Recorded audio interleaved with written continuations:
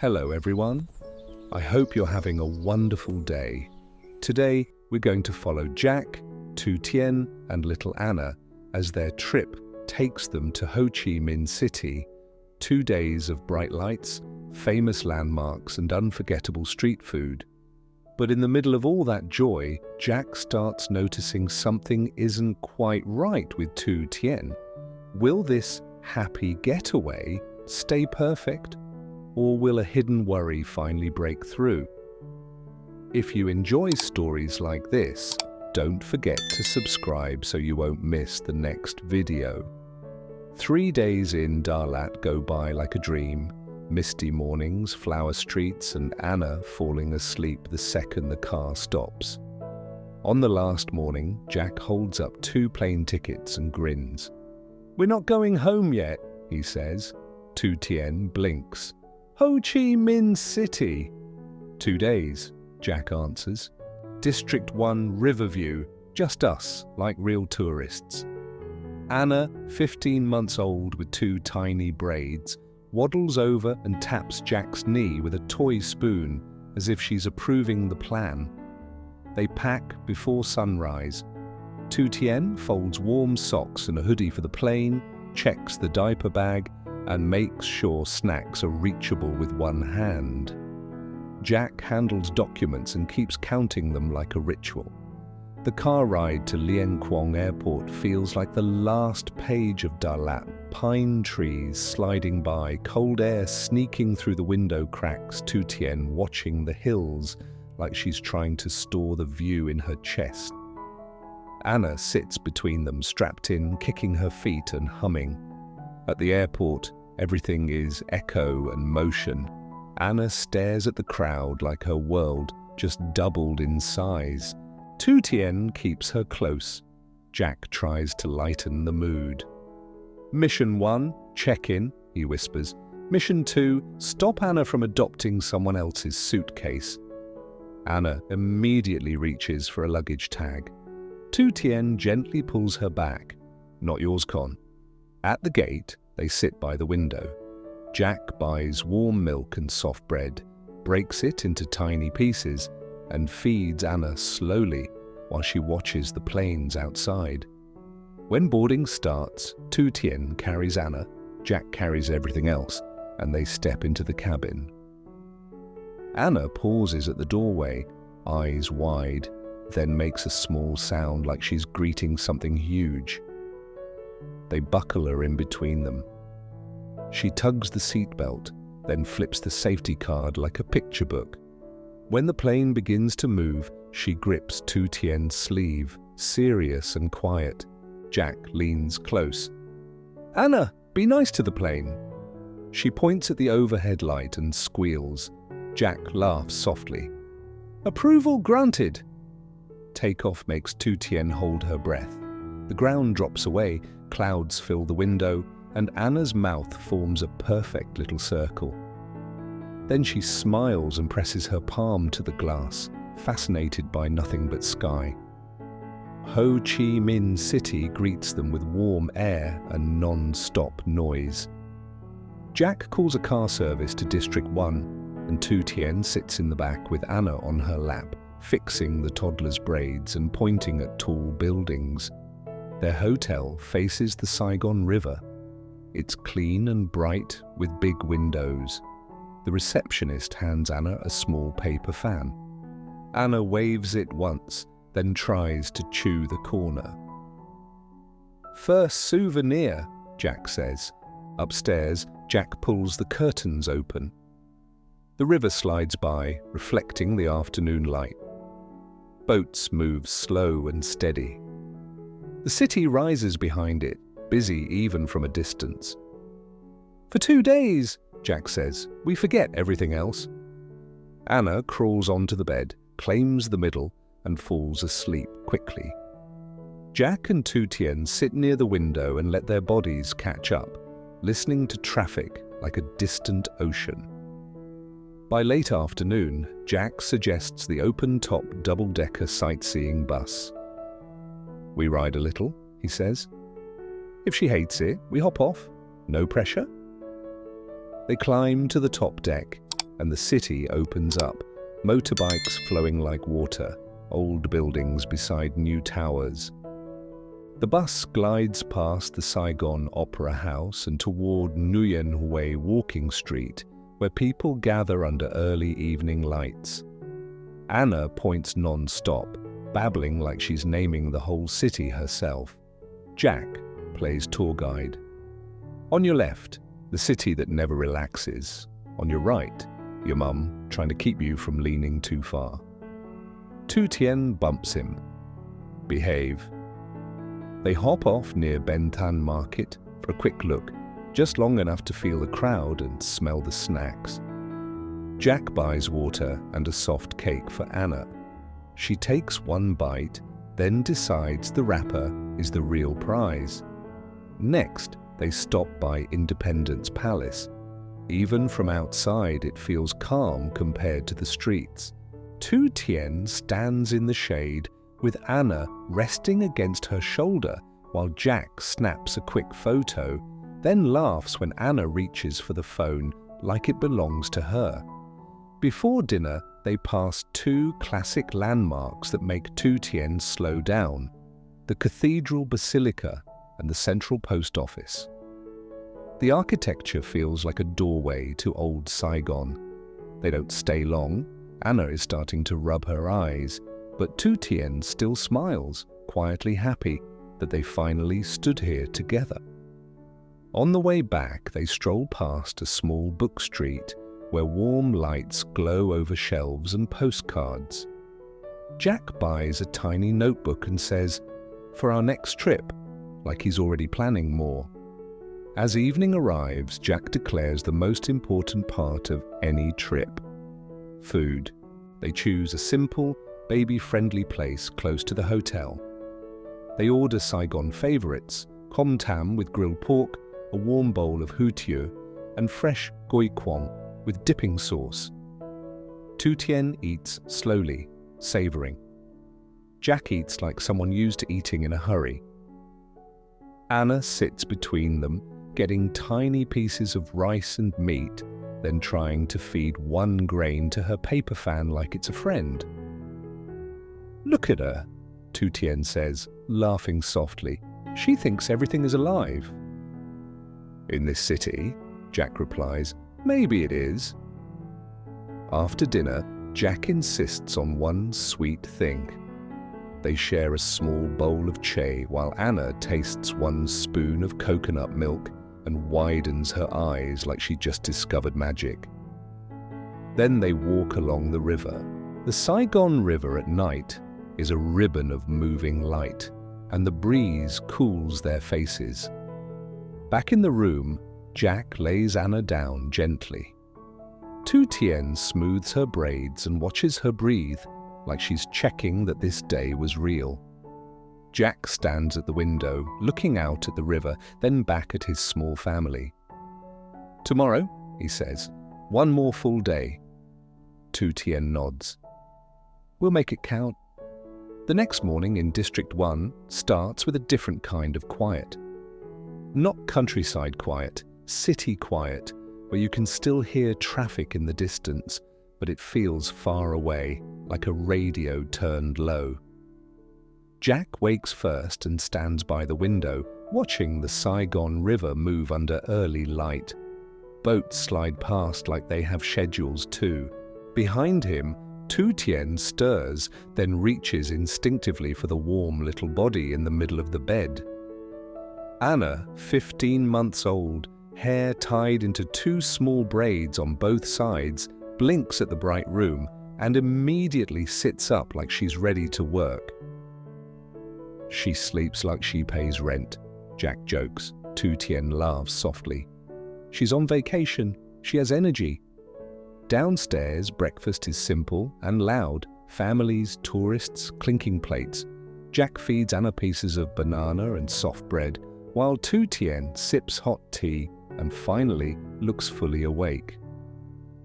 "So," Jack says, spreading a small paper map on the table like he's planning an expedition. "We do the city properly today." Tu Tien raises an eyebrow. "Meaning?"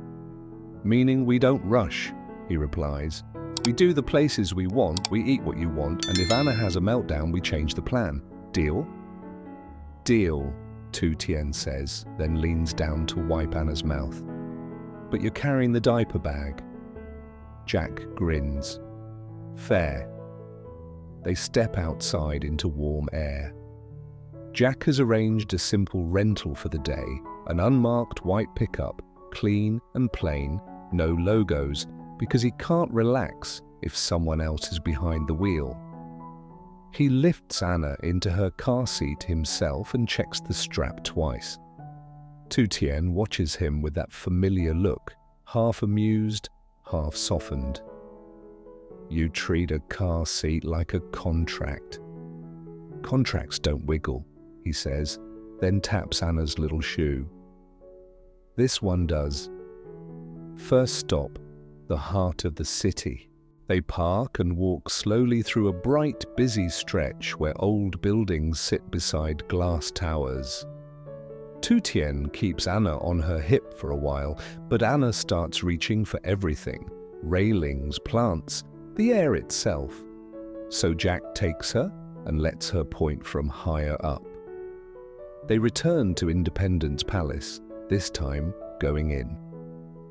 The halls feel cool compared to outside, the kind of cool that makes you lower your voice without realizing. Tu Tien walks slowly, reading signs, taking in the rooms, the history, sitting quietly in the furniture. Anna doesn't care about history, she cares about echoes.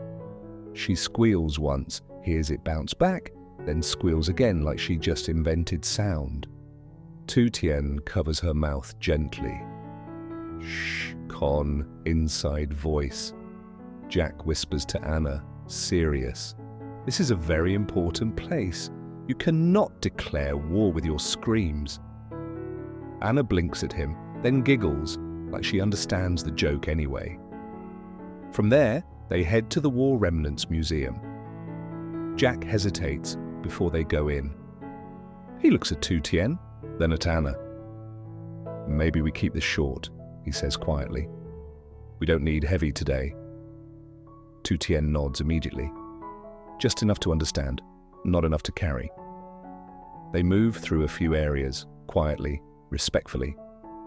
Jack keeps Anna close, her face tucked into his shoulder more than usual, like she can feel the mood change even if she can't name it.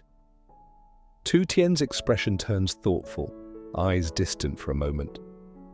When they step back outside into sunlight, Tu Tien exhales like she's releasing something heavy from her chest.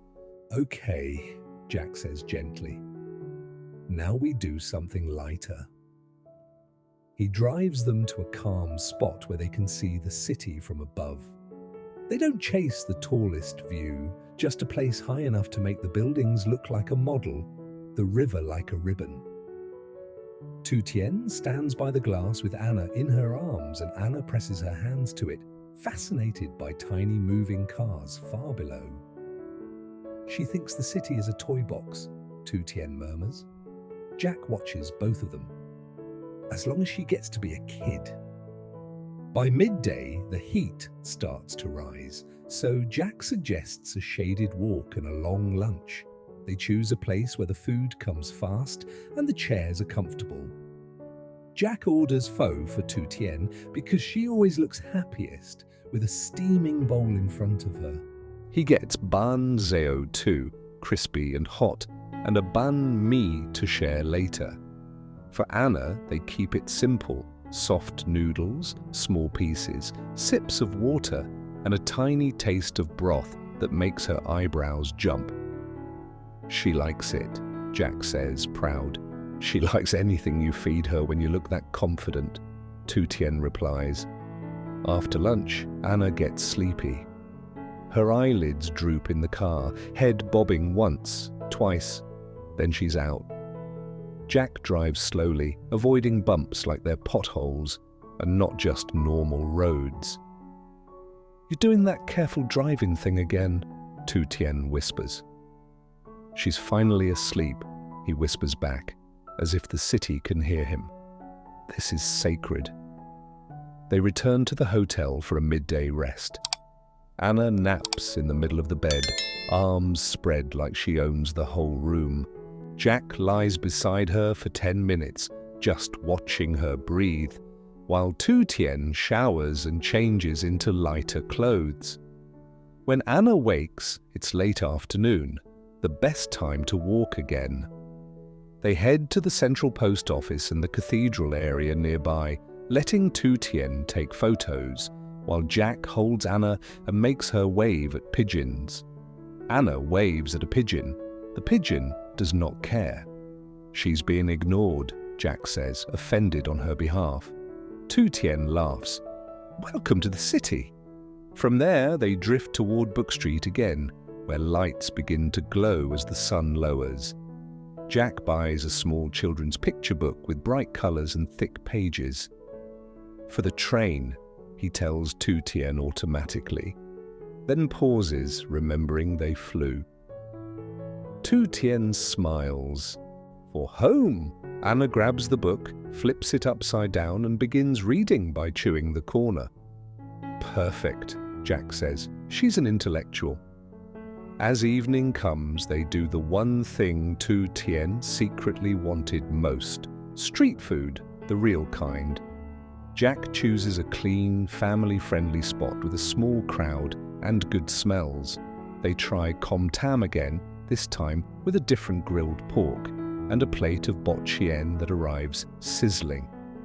Jack also gets a cup of iced coffee for himself and warm soy milk for Tu Tien.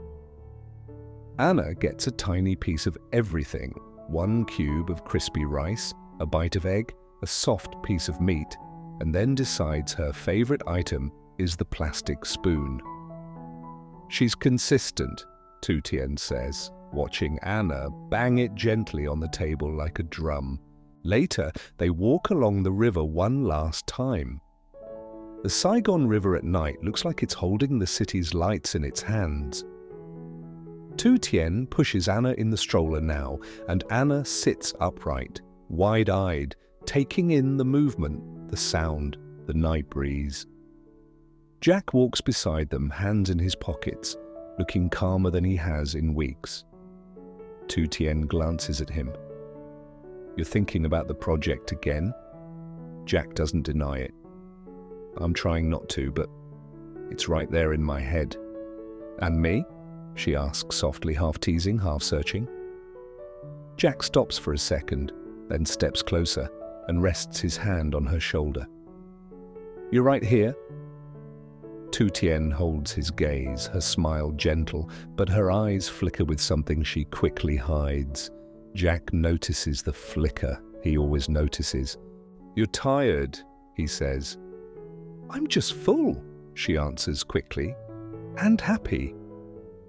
Jack nods, but the worry doesn't leave his face completely. He looks down at Anna, who is now trying to wave at the river like it's a person. At the hotel, they pack quietly. Jack folds clothes with careful hands, like order can control the world. Tu Tien gathers Anna's things: bottles, snacks, wipes, the little book Jack bought. When Anna finally falls asleep, Tu Tien stands by the window and watches the city a little longer.